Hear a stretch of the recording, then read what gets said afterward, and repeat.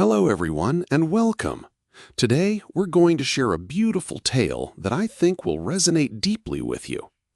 Imagine a life where every detail is flawless, every action precise, and every outcome perfect.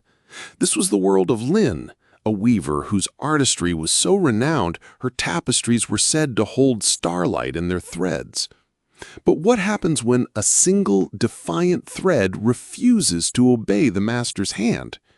This is the story of a golden thread that wouldn't bend, and the life-changing lesson it taught the master who believed she had nothing left to learn.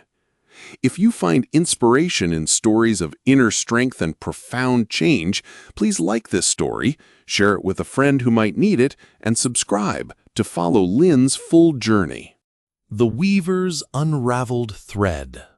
Part 1. The Perfect Pattern.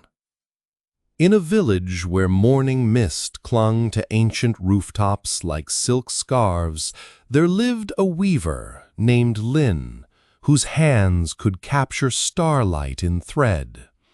Her workshop sat at the village's heart, a sanctuary of quiet concentration, where the rhythmic click of her loom had become as familiar as temple bells. Through latticed windows, golden sunbeams danced across rolls of silk that shimmered like captured rainbows, deep crimsons that held the warmth of summer sunsets, jade greens that whispered of bamboo forests, and blues so pure they seemed to hold pieces of the sky itself. Lynn was not just any weaver.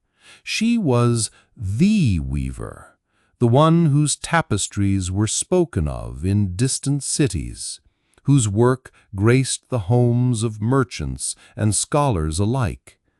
When people described her creations, they used words like flawless and divine.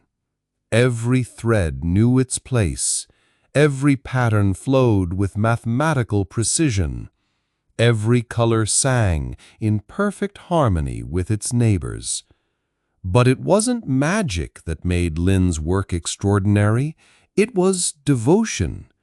Each morning, before the village stirred to life, she would sit before her great wooden loom, her fingers moving with the fluid grace of a master calligrapher. She knew the character of every thread, could feel its tension, its willingness to bend and weave into the grand design she held in her mind.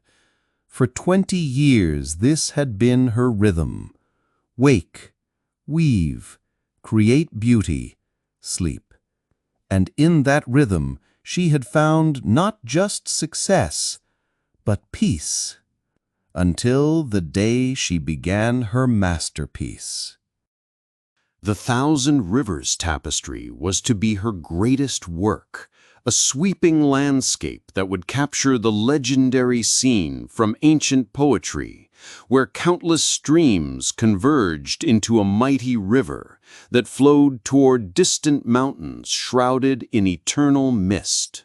She had spent months selecting the perfect threads, planning each section with the precision of an architect designing a palace. The work began beautifully. Day by day, the tapestry grew under her skilled hands. Silver threads became rushing water. Deep browns and grays formed rocky banks. Soft greens suggested willows bending in the breeze.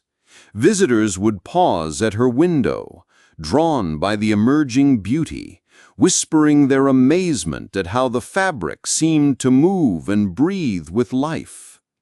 Lynn worked with the focused joy of someone fulfilling their deepest purpose. Her hands never hesitated. Her eyes never doubted. Each thread found its perfect place in the grand design, and she felt that familiar, deep satisfaction of creation unfolding exactly as it should. But then came the golden thread. It arrived in her morning shipment like any other, wound on a small wooden spool, gleaming with the warm light of burnished bronze. Lynn had ordered it specifically for the sun's reflection on the water, that crucial detail that would make the rivers truly come alive. She lifted the thread to the light, admiring its lustrous sheen. Perfect, she thought. This would be the detail that elevated her tapestry from beautiful to transcendent. But when she began to weave with it, something was wrong. The thread refused to lie flat against its neighbors. Where other threads settled into their places with graceful obedience, this golden strand seemed to have its own will.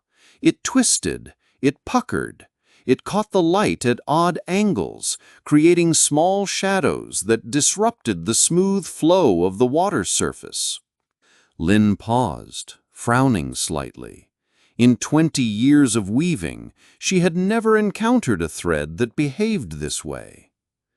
"No matter," she murmured to herself, her voice echoing softly in the quiet workshop. "Every thread has its temperament." She loosened the tension slightly and tried again. The golden thread settled for a moment, then slowly began to lift and twist once more, as if some invisible force was pulling it away from where it belonged. A small knot of frustration formed in Lynn's chest, an unfamiliar sensation that felt as out of place as the stubborn thread itself.